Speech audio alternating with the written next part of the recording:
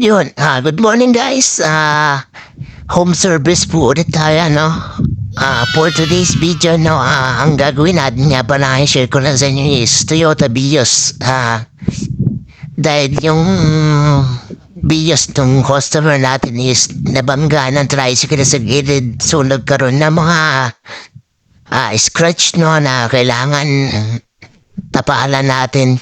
Kasi hindi niya muna mapapapinturan busy. Tsaka alam naman natin pag pintura is matagal matuyo, no?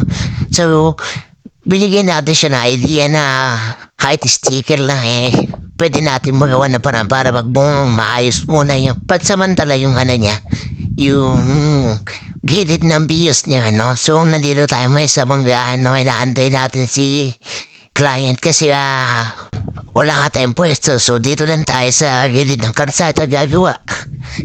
So, yun na nga, eto na, dumating na si boss. Ipaparada lang niya na maayos, no? Actually, ngayon pa nang titingnan to.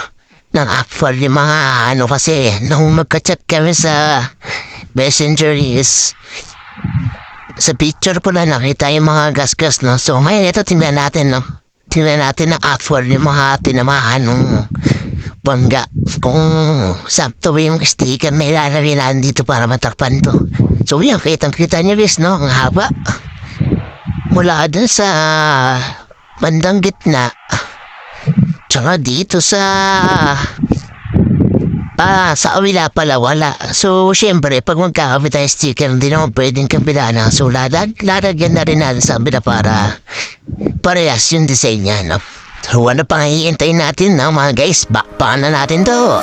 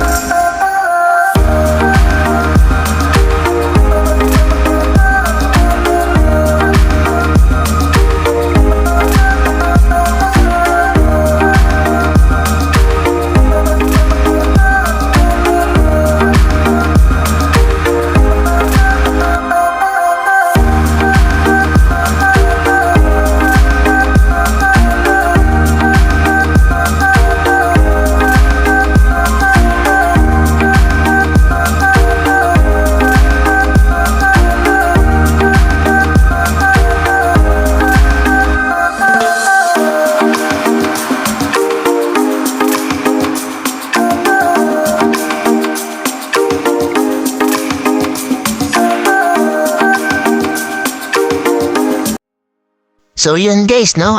Natapos na natin balutan, no?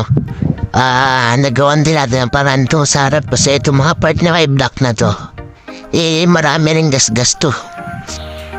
Ginawa na natin ang paraan para malinis siya tingnan, no? Maayos. So yun, ito yung side na ginawa natin. Ito yung talagang main na project natin dito kasi nasa gilid talaga yung gas-gas. So, yun guys, no? Kung meron kayo mga sakin na kailangan ng lagyan na sticker, no? I-PM nyo lang po, no? Tapos, pag-usapan natin yung design nyo. Tapos, pagka napagkasundan natin, okay na sa inyo, pupunta ko kayo. Tapos, pagka ni client neto, pwede tayo mag-meet up. Or kung meron kayong garahe na okay, may bubong naman. Pwedeng pupuntahan mo na lang kayo dun na. Tapos, doon na lang tayo gagawa sa inyo. Ganun kasi minsan ginagawa ko lang. Home service na lang talaga. Kaya, yun mga guys, no? Maraming salamat, no? Supportahan niyo yung YouTube channel sa yung FB page natin, no? Maraming salamat. See you sa next video.